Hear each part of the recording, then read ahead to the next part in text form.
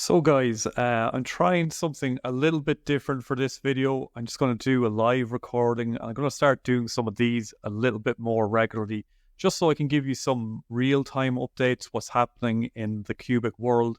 And today I want to talk about exchange listings, because that's the big topic that everyone's talking about. When are there going to be exchange listings on some higher tier exchanges? And we've got some news about that today and some really good news, and I'm going to share that in a second. I'm going to just start off by welcoming Eric Fung to the Qubic team. This is a big announcement that the Qubic team made yesterday. So Eric Fung has joined the Qubic team as the ecosystem representative for Asia. And basically, what he's going to do is start trying to grow Qubic and its network in the Asian market. So, as it says here, Eric's mission is critical in amplifying Qubic's footprint across Asia. He'll lead the charge in Asian marketing initiatives, ensuring our presence is unmistakable, and he'll be representing the Qubic team at major blockchain events across the continent, and then hosting AMAs for the Asian Qubic community. Then Eric's got a really impressive background in the world of crypto, being the founder of the Web3 lending protocol and co-founder of Globalify and Investor Network. So he's got great connections, this guy, and he's going to help grow the Qubic in the Asian market. So that's the first interesting thing. So welcome to the team, Eric. And then what we've got is the latest updates on the epoch transition. So today there will not be a seamless epoch transition. And if you want to know what seamless epoch transition is so for a long time Qubic, it goes through epochs every week, and for a long time Qubic was having downtime every week. Last week was the first time that they had a seamless epoch transition. And without that seamless epoch transition, or if there are any downtime, then Qubic can't get listed on major exchanges. But last week, the big announcement was that they got a seamless epoch transition. So now they're able to seamlessly transition from one week to the next. So that opens up the door for large exchange listings. Now, this week, there will not be a seamless epoch transition because the Qubic team is working on an upgrade. But next week we'll be back to the seamless transitions again. Other big news that came in here is that they have hit the Qubic RPC server milestone. I didn't understand what that was at first, but this is huge news because, as it says here, this is a monumental milestone.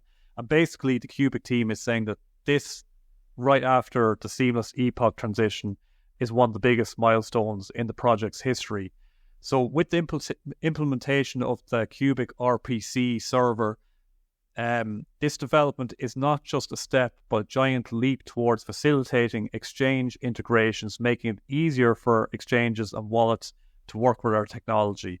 So, as it says here, the Qubic RPC is a game changer designed to streamline the integration process for exchanges and wallets. This crucial milestone paves the way for Qubic's inclusion on major trading platforms. So yes, that is exchange listings, a development that's been eagerly anticipated by our community. So basically, what it's saying is that this implementation is going to bring us closer and the Qubic ecosystem closer to widespread adoption and a truly decentralized financial system. So it's going to make this, they're just paving the way for Qubic to be listed on major exchanges and to link with major mainstream wallets. The other big bit of news was that they just put in their Discord then an exchange listing update. And as they said here, we know you're eager to see Qubic being listed on bigger exchanges, and so are we, because that's the thing. The Qubic team wants this crypto listed on bigger exchanges. They want that liquidity. As they said, it's been a tough ride until now, but as we heard from previous discussions, we are technically ready and also in talks with multiple exchanges. We cannot reveal more right now, but things are moving in the right direction. So from a technical standpoint, the Qubic network is completely ready to be listed on major exchanges now, and they're already in talks with multiple exchanges about getting listed. And then they've just got a frequently asked questions section here. And they just said that these are some of the many common questions that they're getting, and they're going to answer them here. So they said one of the first questions that people are asking regularly is, when is the next listing? And as they said, we cannot give ETA, but as mentioned above, the tech is ready and they're in discussions. And anything else is not correct. If you hear any dates or anything like that, that aren't given. Then people are asking, why can't they just use the money to pay for listings? And they said, this is happening. Funds aren't the issue. So the Qubic team are giving the money towards getting these listings in place. Then people are asking, why is it taking so long to get Qubic listed? And the response the Qubic team is given is that Qubic is a layer 1, which needs more integration than just adding a contract address and the token name.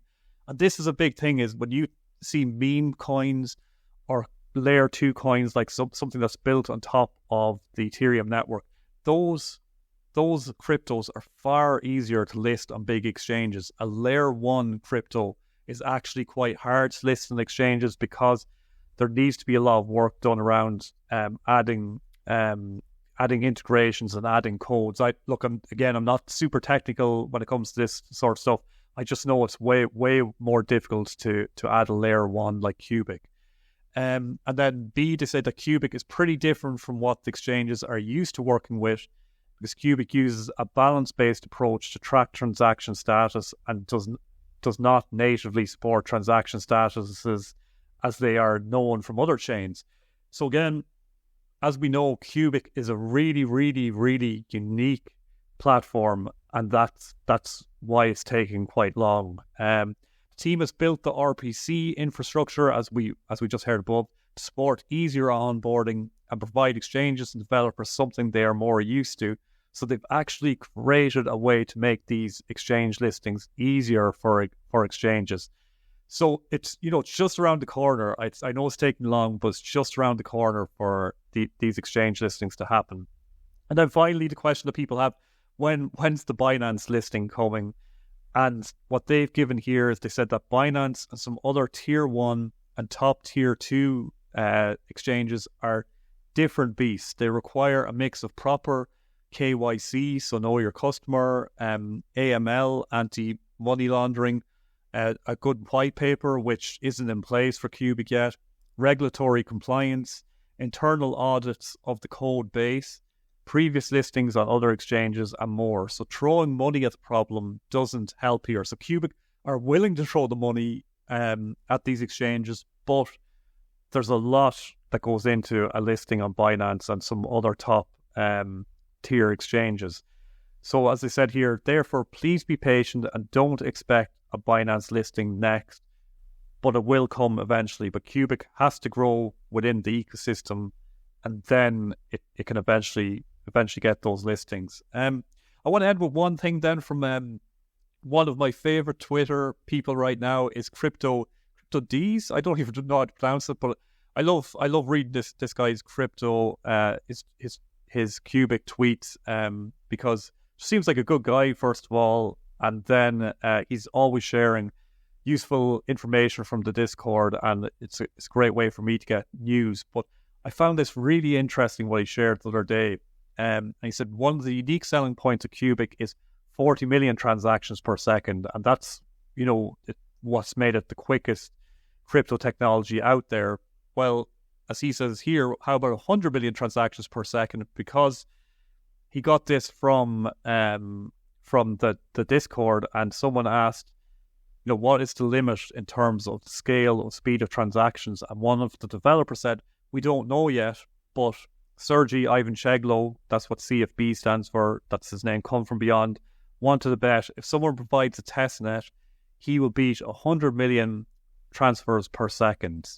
So, that 40 million that they hit, that was just something that they hit in testing, but they think that isn't the upper limit, that they can go higher. So I think there's so much interesting news for us there, guys. And I'll chat to you soon, and I will see you all on the outside.